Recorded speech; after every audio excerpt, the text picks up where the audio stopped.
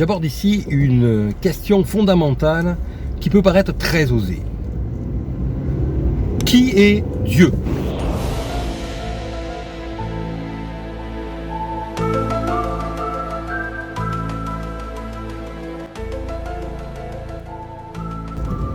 Alors, Dieu, certains diront s'il existe, d'autres comme moi diront est quelque chose qui nous dépasse. Tout le monde est d'accord là-dessus. Dieu, s'il existe, est une notion qui dépasse notre entendement humain. Et pourtant, il peut être intéressant de pousser la réflexion. Pourquoi ne la pousserions-nous pas ? J'en reviens donc à une vidéo précédente que j'ai faite et à laquelle je vais me référer ici pour apporter un élément de réponse qui ne sera, comme dans toutes les vidéos de ce registre, qu'une possibilité que je m'amuse ici à envisager. Revenons sur l'âge de l'univers. Le Big Bang, cette immense explosion d'où tout a commencé, et encore une fois, s'il y a un après, il y a forcément un avant, mais je reviendrai lors d'une prochaine vidéo. Présupposons donc que le Big Bang a marqué le début de la vie matérielle. Et je dis bien de la vie matérielle. Qu'ensuite, cette vie matérielle a commencé réellement à se matérialiser. Voici 4,5 milliards d'années avec la constitution des étoiles, puis des planètes qui ont commencé à graviter autour, de notre système solaire, des galaxies, etc. 4,5 milliards d'années, c'est-à-dire 4500 millions d'années. 1 million d'années étant, je le rappelle comme je l'ai rappelé dans ma précédente vidéo, 1000 fois 1000 ans. Nous qui vivons à l'échelle de 100 ans. C'est-à-dire 10 000 fois l'échelle de la vie humaine. Optimale. Nous avons vu dans une précédente vidéo où j'abordais l'âge de l'univers. Que l'émergence de la vie sur Terre, puis de la civilisation, puis d'une civilisation évoluée, permettant de nous extraire de notre planète, puis de notre système solaire, a pu demander au maximum 100 000 ans. Nous qui nous trouvons actuellement à un niveau d'évolution technologique correspondant à environ 10 000 ans. 100 000 ans, cela correspond donc à 1/10 d'un million d'années. 1/10 d'un million d'années. En 1/10 d'un million d'années, c'est-à-dire en 100 000 ans, d'un point de vue technologique, le primate peut arriver à avoir une évolution lui permettant de quitter sa planète, de quitter son système solaire, voire de quitter sa galaxie. Puisque je le rappelle, nous avons une évolution technologique d'environ 10 000 ans.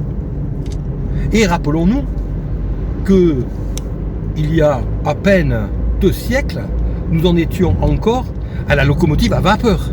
Donc en 2 siècles, nous sommes passés de la locomotive à vapeur au voyage intersidéral, dirons-nous, où nous envisageons actuellement, très sérieusement, le voyage sur Mars. En 200 ans, nous sommes passés de la locomotive à vapeur au voyage intersidéral. En 200 ans. Donc, en envisageant 100 000 ans pour s'extraire de notre planète, de notre système solaire et de notre galaxie, je dirais que d'un point de vue scientifique, nous sommes relativement larges. Reprenons maintenant où nous en étions au début. Nous avons analysé que l'humain est donc capable d'émerger, la société, la civilisation, la technologie, la science, tout cela est capable d'émerger en 100 000 ans en étant très large. Cela veut donc dire, par extension, qu'1 million d'années après, notre évolution s'est poursuivie. Notre évolution ne s'est pas arrêtée. Cela veut donc dire qu'1 million d'années après, nous sommes toujours là. Nous avons certainement vaincu la mort physique, puisque la mort physique est quelque chose qui est quasiment accessible à l'époque actuelle, déjà. En quoi consiste-t-elle ?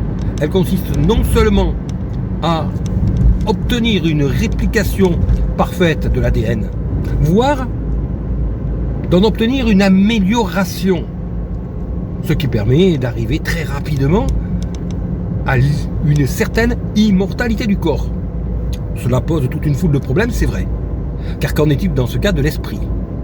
Quoi qu'il en soit, l'immortalité du corps est un stade scientifique qui sera atteint incessamment sous peu. Imaginons donc maintenant une civilisation telle que la nôtre qui aurait émergé sur Terre voici 1 milliard d'années, à peine.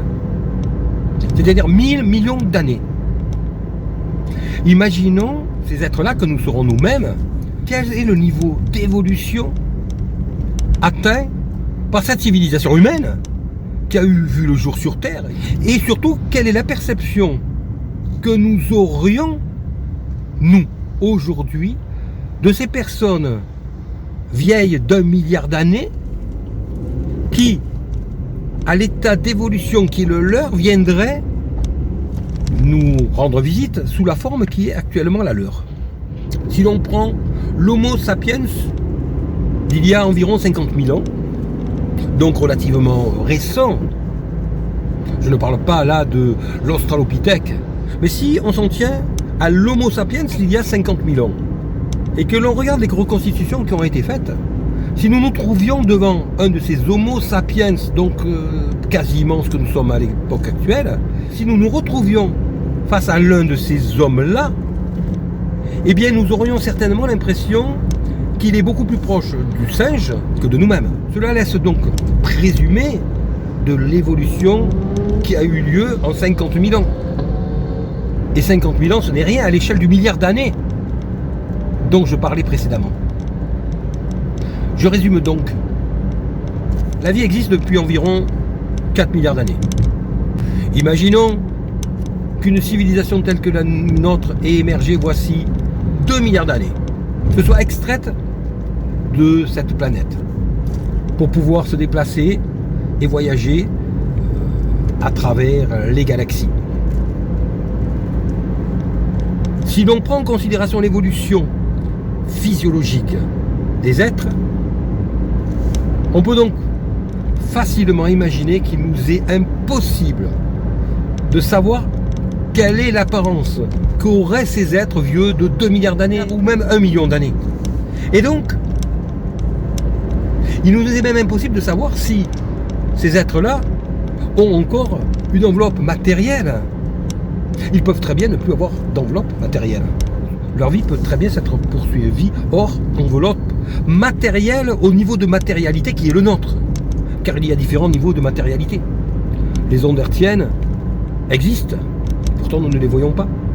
Elles ont une certaine matérialité, plus du fait de la densité qu'autre chose. Donc la frontière entre ce qui est matériel et immatériel est parfois relativement floue. Donc on peut se demander quel serait le niveau de matérialité d'êtres vieux de plusieurs millions d'années, qui seraient passés par les mêmes stades d'évolution que le nôtre et qui seraient même partis de notre planète voici plusieurs millions d'années. Alors maintenant, j'en reviens à ma question initiale qui est de savoir qui est Dieu. Une des réponses est très simple. Serait-il possible que nous soyons au stade d'évolution qui serait le nôtre dans quelques millions d'années, des êtres qui pourraient avoir l'apparence de ce que nous appelons, nous, avec notre niveau d'évolution, un Dieu? Cela serait-il possible si nous avions la possibilité de nous manifester de manière immatérielle, si l'espace, si le temps était quelque chose de résolu pour nous, du fait de notre évolution technologique?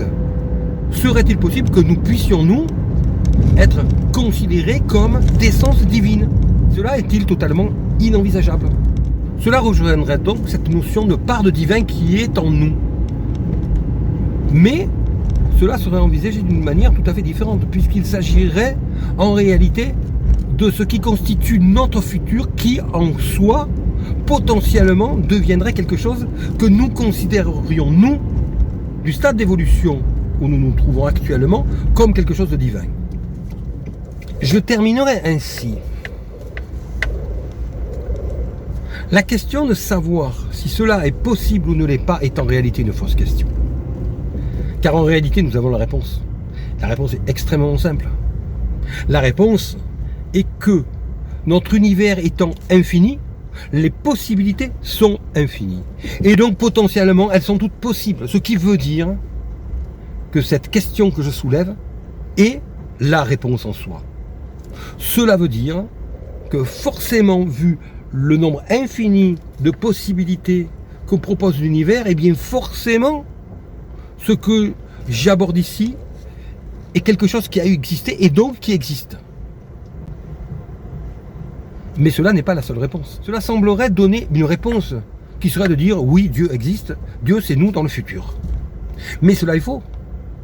Cela est vrai d'un côté, mais cela ne veut pas dire qu'à un autre niveau, il n'existe pas une autre entité supérieure à laquelle nous pourrions nous référer également et que nous pourrions considérer comme un Dieu. Mais cela, encore une fois, nous renvoie à nouveau à une autre échelle de questionnement, puisque finalement, cela ne serait-il pas une évolution graduelle, et ce nouveau niveau de déité ne serait-il pas lui-même le fruit d'une évolution? Cela pose donc la question de l'émergence de la vie, de l'émergence de la déité, de l'origine de l'essence de l'être, qui a été abordée par un philosophe perse du XIIIe siècle qui s'appelait Sohravardi et qui a donc abordé le thème qui était l'origine de l'essence de l'être.